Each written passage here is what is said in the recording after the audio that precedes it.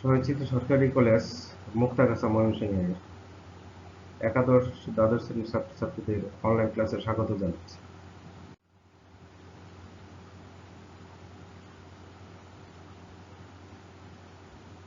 আমরা গত ক্লাসে আলোচনা করেছিলাম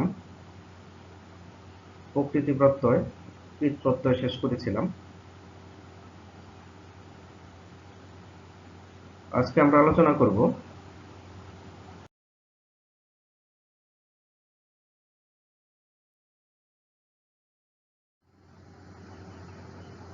তদ্ধিত প্রত্যয় নিয়ে।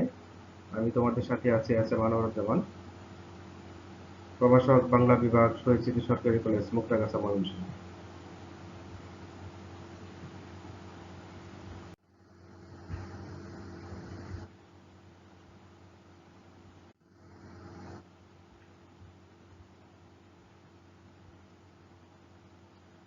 আজকে আমাদের প্রকৃতি প্রত্যয়ের পাঠ 4। আজকে আমরা আলোচনা করব সংস্কৃত তদ্ধিত প্রত্যয় নিয়ে।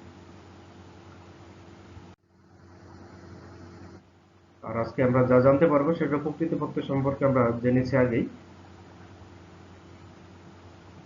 আজকে আমরা সংস্কৃত তদ্ধিত প্রকৃতি প্রত্যয়ের বিশ্লেষণ নিয়ে কথা বলব।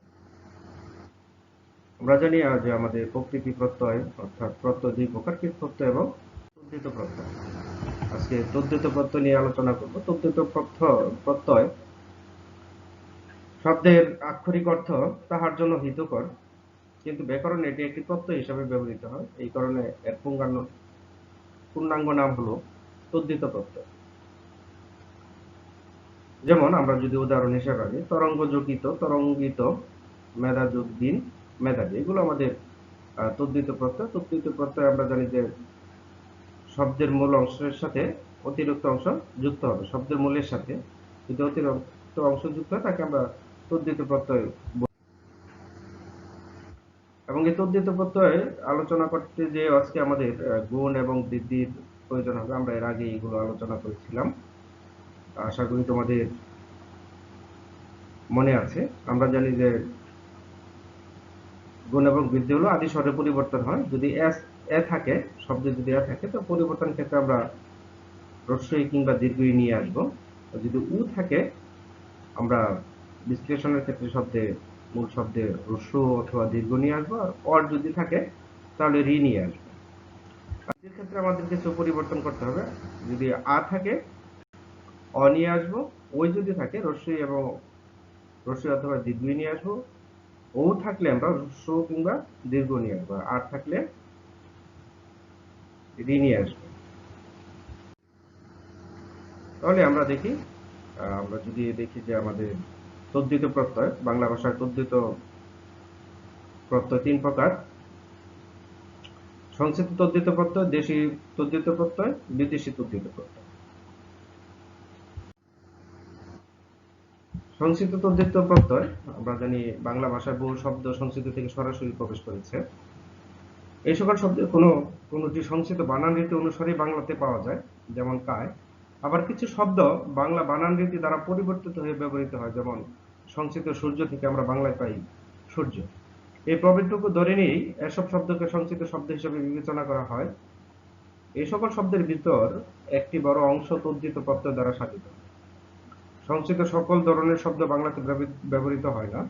সেই ভিতরে বাংলা ভাষায় ব্যবহৃত সংস্কৃত তদ্ধিত প্রত্যয় সবগুলো আলোচনার আমাদের প্রয়োজন পড়ে না।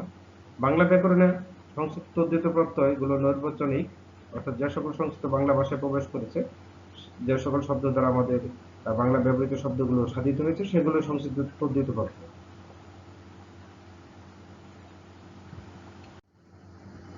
তাহলে সংস্কৃত তদ্ধিত প্রত্যয়গুলো আমরা যদি একটু খেয়াল করি: স্ন, স্নি, স্ন, স্নিক, ইত, ইমন, ইন, ইষ্ট, ইন, তর, তম, তা, ত, নিন, নিয়, বুতুক, মতুক, বিন, র, ল।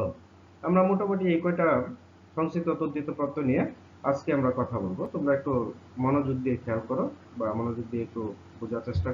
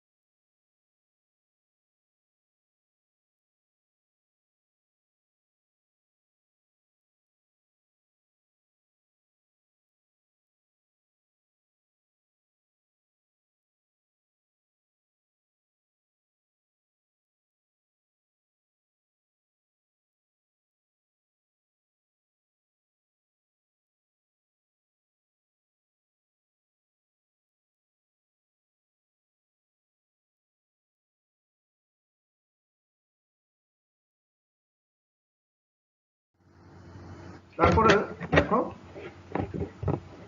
শব্দের শেষে যদি আমরা ইন প্রত্যয় পাই, কি পাই? শব্দের শেষে যদি আমরা ইন প্রত্যয় পাই তাহলে কি হবে? আমরা শব্দের শেষে যদি ইন হয়,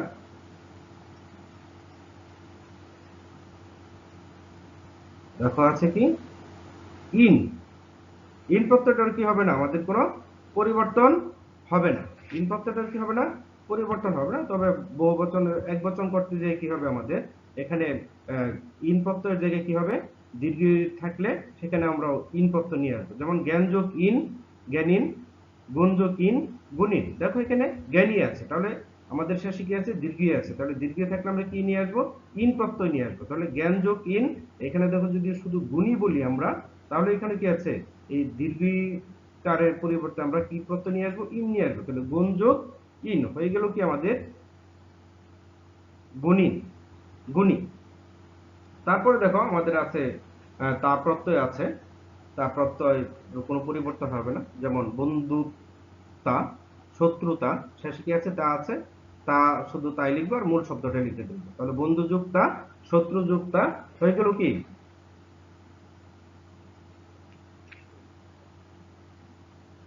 আমাদের তা প্রত্যয় দিয়ে কাজ শেষ হয়ে গেল।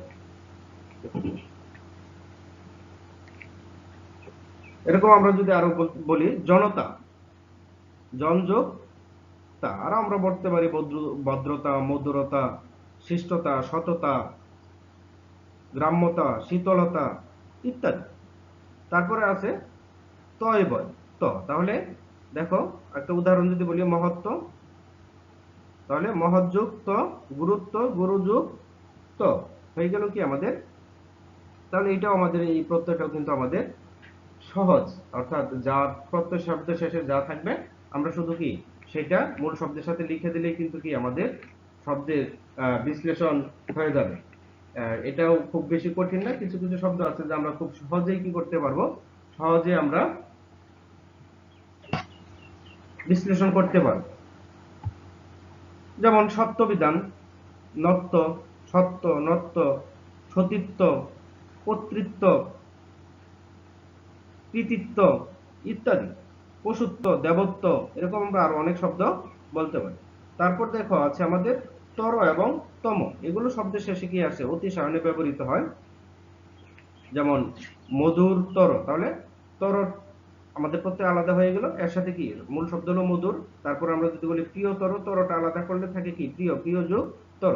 আর তমটা কি হবে, মধুর যোগ তম, মধুরতম, প্রিয় যোগ তম, প্রিয়তম হয়ে গেল। এই এই প্রত্যয়টা আমাদের কিন্তু একদম সহজ, বিশ্লেষণ করা সহজ, পরীক্ষায় যদি আসে এগুলো আমরা খুব সহজেই নির্ধারণ করতে পারবো এবং এতে আমাদের কোনো সন্দেহ হবে না। আমাদের সন্দেহ কিছু কিছু প্রত্যয় হয়, সেগুলো আমি বিশেষভাবে তোমাদের বলবো যে এই সব প্রত্যয়গুলো সমস্যা হতে পারে, সেগুলো একটু বেশি বেশি করে চর্চা করবে, তাহলে আশা করি যে আমাদের যে সংস্কৃত তদ্ধিত প্রত্যয়, সেই সংস্কৃত তদ্ধিত প্রত্যয় নিয়ে আর ঝামেলা হবে না। এরকম আমরা যদি আরো বলি যে বৃহত্তর বা বৃহত্তম, ক্ষুদ্রতর, ক্ষুদ্রতম, উচ্চতর, দীর্ঘতর ইত্যাদি আমরা বলতে পারি।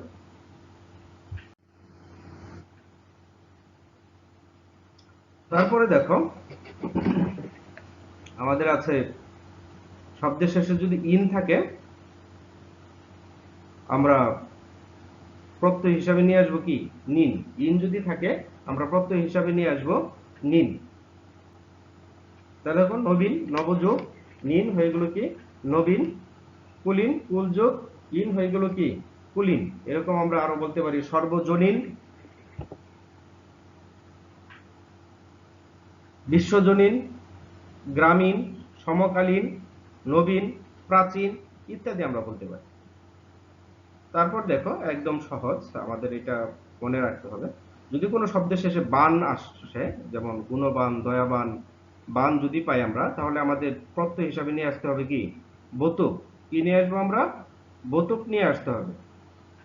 মান বান থাকলে বোতক নিয়ে আসবো। যেমন গুণবান, তাহলে গুণ যোগ বোতক, দয়াবান, দয়া যোগ বোতক।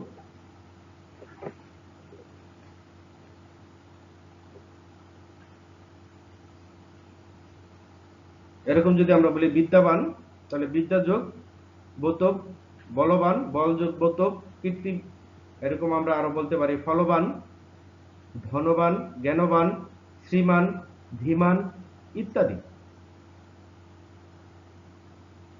সরি, এটা চলে যাবে আমাদের মান। যদি শব্দের শেষে মান পাই তাহলে কি হবে, আমাদের নিয়ে আসতে হবে কি মতক, যেমন বুদ্ধিমান, তাহলে কি আসবে প্রত্যয় হিসাবে মতক, আর মূল শব্দ হলো কি বুদ্ধি। শ্রীমান, তাহলে কি মানের পরিবর্তে আসবে মতক, আর অংশ হলো কি আমাদের শ্রী, শ্রীযোগ মতক হয়ে গেল কি শ্রীমান। তাহলে বান এবং মান এই দুইটা পরিবর্তন আমরা খুব সহজে মনে রাখতে পারবো। বান থাকলে নিয়ে আসবো বোতক, মান থাকলে নিয়ে আসবো কি মতক। তারপরে দেখো, আমাদের যদি শব্দের শেষে বি থাকে, শব্দের শেষে কি বললাম, শব্দের শেষে যদি আমাদের বি থাকে তাহলে আমাদের প্রত্যয় হিসাবে নিয়ে আসতে হবে বিন।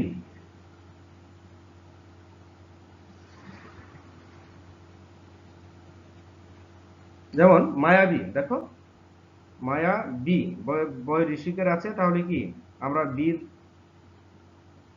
এটুকুতে নিয়ে আসলাম কি বিন। তাহলে শব্দ থাকলো কি মায়া, মায়া যোগ বিন, তেজস্বী, তাহলে বয় রসিকের যদি চলে যায় এর পরিবর্তে হবে কি বিন, তাহলে শব্দ থাকে কি আমাদের তেজ, তেজ যোগ বিন হয়ে গেল কি তেজস্বী।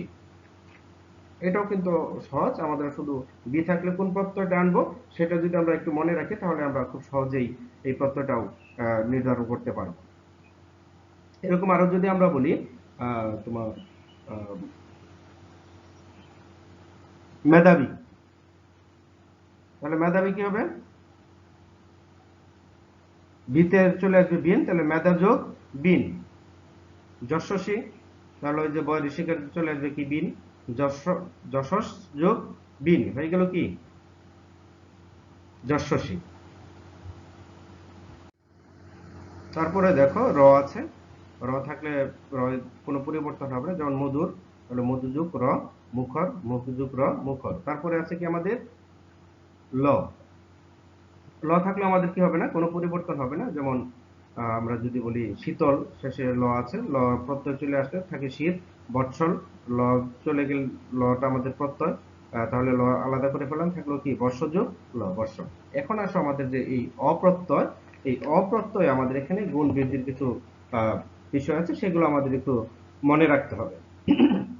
যদি শব্দের শেষে খেয়াল করো, শব্দের শেষে যদি অ থাকে, একটু গভীরভাবে যদি খেয়াল করো, তাহলে আমাদের বিশ্লেষণের সময় স্ন নিয়ে আসবো। আমি আগে বলেছিলাম যে এটা আমাদের কিন্তু সংস্কৃত তদ্ধিত প্রত্যয় স্ন। যদি শব্দের শেষে অ থাকে আমরা কি নিয়ে আসবো, স্ন নিয়ে আসবো। যেমন যদি একটা উদাহরণ খেয়াল করি, মানব, দেখো এই বর্ষার সাথে কিন্তু একটা অ আছে, তাহলে আমরা অর পরিবর্তে কি নিয়ে আসলাম স্ন, তাহলে আমাদের শব্দটা থাকে কি মান। কি বললাম, শব্দটা থাকে মান। এখন যখন বটা নিয়ে আসলাম সন্ধির নিয়মে আমাদের কি হয়ে যাবে, ব যদি যুক্ত থাকে সেটা আগের পূর্ববর্ণের সাথে রসুকের হিসাবে যুক্ত হয়, তাহলে কি হলো মানু, মান থেকে হয়ে গেল কি মানু। এখন দেখো আমাদের পূর্ববর্তী আ আছে, আমরা গুণ বৃদ্ধিতে দেখেছিলাম কি আমাদের আ যদি থাকে সেটা কি হয়ে যায় বৃদ্ধিতে, আ থাকলে কি হয়ে যায় অ হয়ে যায়, আ থাকলে কি হয়ে যায় অ হয়ে যায়।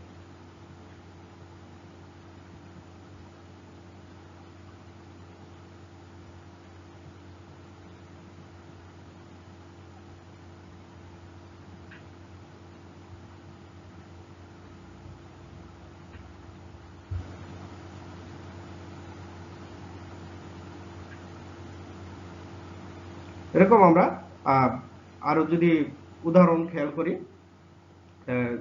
যেমন যাদব, যদুযুগ স্ন, বৈষ্ণব, বিষ্ণুযুগ স্ন, পার্থিব, পৃথিবীযুগ স্ন, যৌবন, যুবনযুগ স্ন,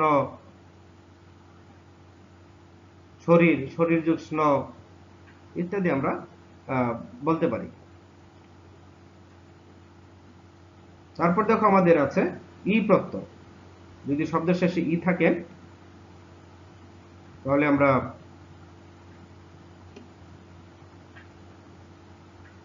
স্নি নিয়ে আসবো, যেমন রাবণী, রস্যির পরিবর্তে কি চলে আসলো স্নি, তাহলে থাকে কি রাবণ, রাবণ যোগ স্নি। দশরথ, দশরথী, দশরথ যোগ স্নি দশরথী হয়ে গেল। এরকম আমরা বলতে পারি চাকরি, চাকর যোগ স্নি বা ইও আমরা বলতে পারি। সৌমিত্রী, সৌমিত্রা যোগ ই। পণ্ডিতি, পণ্ডিত যোগ স্নি ইত্যাদি। তারপর দেখো শব্দের শেষে যদি আমাদের ইক থাকে, খেয়াল করো, শব্দের শেষে যদি ইক থাকে আমরা নিয়ে আসবো কি স্নিক। কি নিয়ে আসবো? শব্দের শেষে স্নিক নিয়ে আসবো। যেমন সাহিত্যিকা, কি আছে? ইক আছে, তাহলে ইকের পরিবর্তে হলো কি স্নিক, তাহলে আমাদের থাকে কি সাহিত্য, সাহিত্য যোগ স্নিক। নাগরিক, ইক আছে, আমরা কি নিয়ে আসবো স্নিক, তাহলে থাকে কি নাগর। নাগর আমাদের ওই যে আ থাকলে কি হয়ে যায়? অ হয়ে যায়, নগর যোগ স্নিক। এবং সর্বশেষ আমাদের এরকম যদি আরো বলি আমরা যে দৈনিক, দিন যোগ স্নিক। বার্ষিক, বর্ষ যোগ স্নিক। নাবিক, নৌ যোগ স্নিক। মৌখিক, মৌখ যোগ স্নিক। মৌখিক, সাংবাদিক, সংবাদ যোগ স্নিক। প্রাত্যহিক, প্রত্যয় যোগ স্নিক। শারীরিক, শরীর যোগ স্নিক। ধার্মিক, ধর্ম যোগ স্নিক। যৌগিক, রৈখিক, আস্তিক, মাসিক, বাচনিক, আনুমানিক ইত্যাদি আমরা আরো অনেক শব্দ বলতে পারি। এখন দেখো তারপরে আছে আমাদের স্নেহ।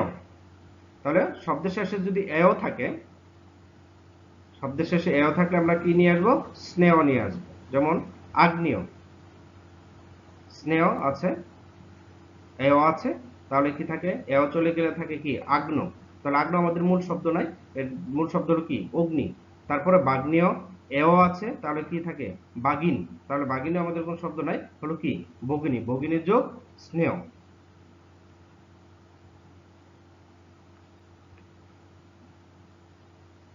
তারপরে আমরা বলতে পারি পাথেয়, আর এরকম আরো বলতে পারি আথিতেয়।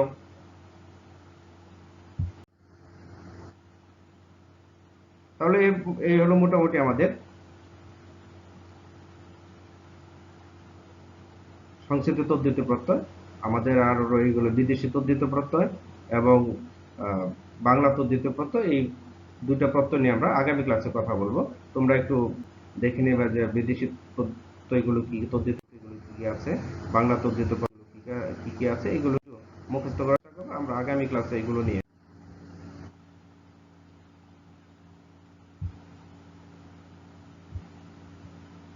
তাহলে তোমরা যদি এই তদ্ধিত, সংস্কৃত তদ্ধিত প্রত্যয় বুঝতে কোথাও সমস্যা হয় আমাকে জানাবে, আমি বোঝানোর চেষ্টা করব।